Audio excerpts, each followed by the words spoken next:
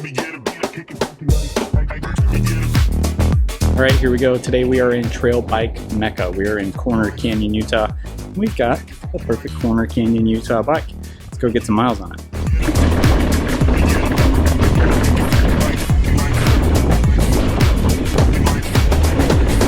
Alrighty, that's gonna do it for the ride section. Jump back into the garage and talk about this thing. Okay, we are back in the garage and now we're diving in to the Transition Smuggler. So the Smuggler lands itself pretty much in the smack dab middle of everything. It's one of those do-it-all bikes but with a transition flair. It's relatively lightweight, it climbs pretty quickly, and it certainly packs a punch on the descents. So I've got a lot of praise for the new Smuggler and like a gripe or two. So stick around to see if it's the right bike for you. So I hesitate to use the word compromise. Most people have some negative emotion when they hear that word, but that's not at all what I'm trying to convey here. As I come up on my 10-year wedding anniversary, I've come to find that compromise can be rather important. Questionable marital advice aside, I think it's very important when it comes to bikes too. So I want to start calling this category, the category the Smuggler falls in, the compromise category. I'm not speaking poorly of the bikes when I say this. Instead, I see it as a point of praise. A bike that gives up excelling at one extreme or another in favor of just being able to be good or perfectly average or acceptable everywhere, in my mind is a winner. In fact, I would argue that's maybe the best category of bike out there. That way I can have one bike in my garage that covers the whole spectrum of riding that I do instead of, having a half dozen bikes, one for every type of trail I like to ride. So the Smuggler is an excellent compromise bike, keeping all parties happy, those parties being climbing Connor and descending Connor. The Smuggler finds itself sitting right between the Spur and the Sentinel. It's got 130, let's back up, it has two 29-inch wheels, 130 millimeters of rear wheel travel, 140 up front. Otherwise, it has some pretty moderate geometry.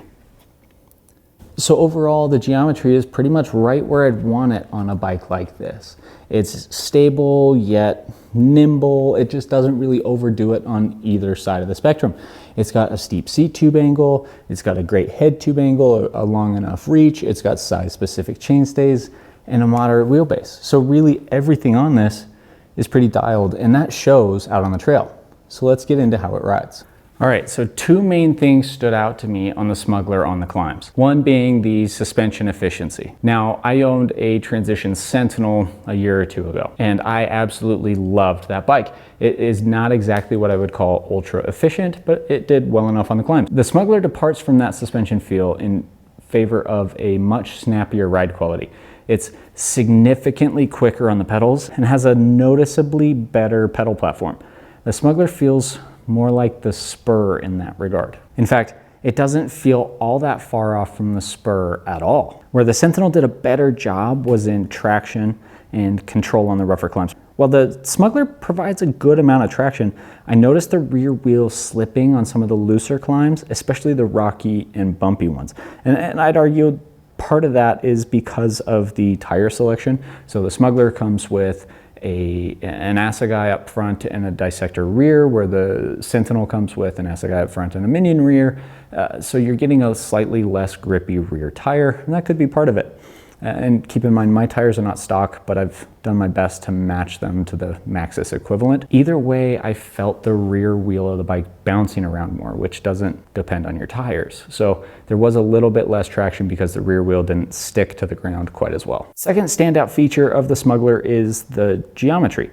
The bike fits like a glove. I've got some freakishly long legs, and on most bikes, I have to scoot the saddle really far forward to not feel like I'm hanging off the back of the bike or that seat tube angle is getting really slack, and I did not have to do that on the Smuggler. It's got a very steep, effective seat tube angle, so I fit very comfortably on this bike. And that reach number looks really long on paper, but with that really steep seat tube angle, it starts to feel a little bit shorter, so the bike feels very, very comfortable. I did some long rides and never got uncomfortable, never got that weird neck or shoulder pain or anything. The bike just fits very well, and it gives you a very good front to back wheel balance. So you're in control of the bike sitting right over the middle of it. And the geometry is nimble enough too. It's moderate enough that you have the stability, but you're not paying the price on uphill technical switchbacks or kind of wiggling in and out of technical terrain.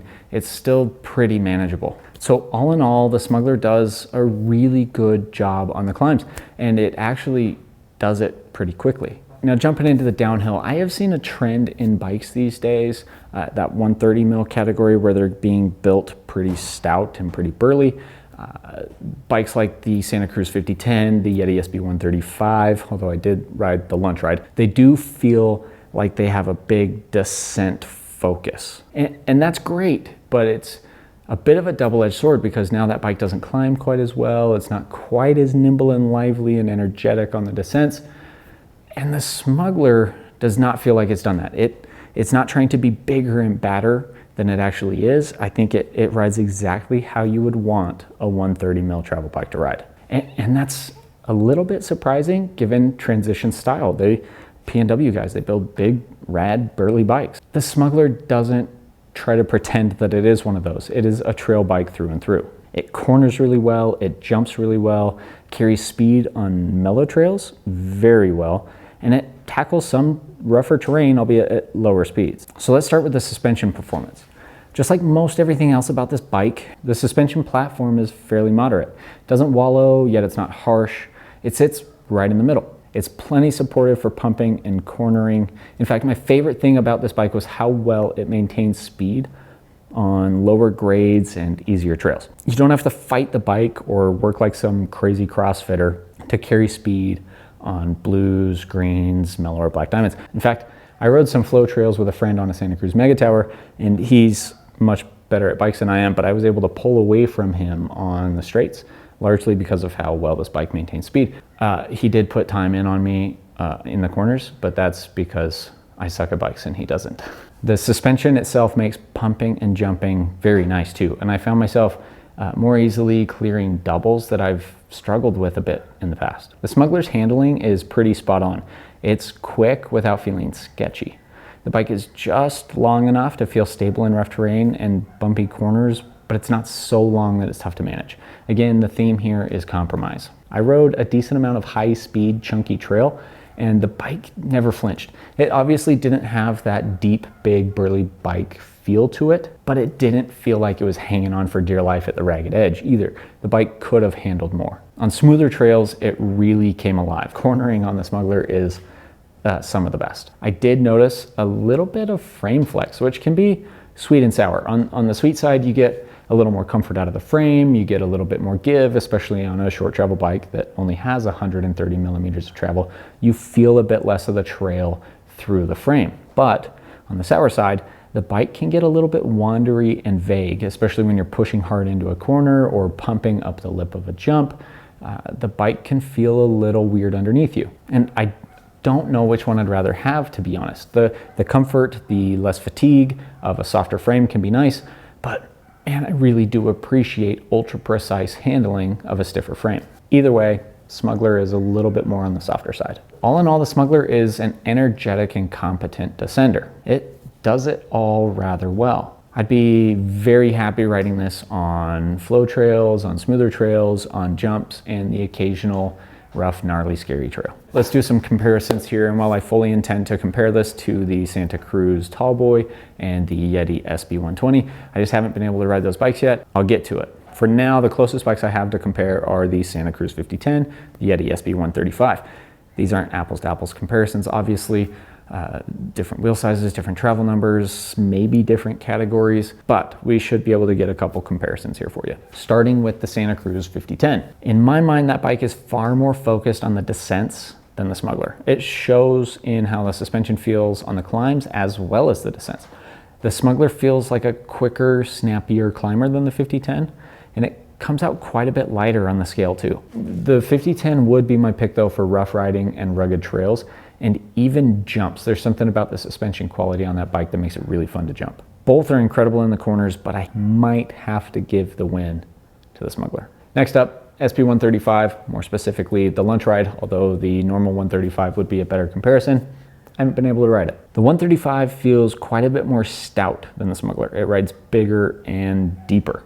And the Smuggler does feel faster on smooth climbs. I would give the technical climbing win to the SB135 for its traction and agility. On the descents, the Smuggler feels faster and quicker just about everywhere, and it likely holds its speed better too, especially on smoother trails. I would take the SB135 though for jumps and maybe some really scary stuff. So who is the Smuggler for? I would happily recommend this bike to anybody who wants a quick climbing trail bike that has a balanced ride quality when it comes to the descents. There are harder charging short travel trail bikes if that's what you're into, but I think you'd be hard pressed to find a more versatile and a faster or quicker descending bike than this one. It does hold its own in rough terrain for those who want to live on the ragged edge, but it doesn't penalize the folks who just want to go out for a mellow cruise on some flowy, smooth, jumpy, bermy trails. It's really great for people who like corners and jumps and flow trails. In fact,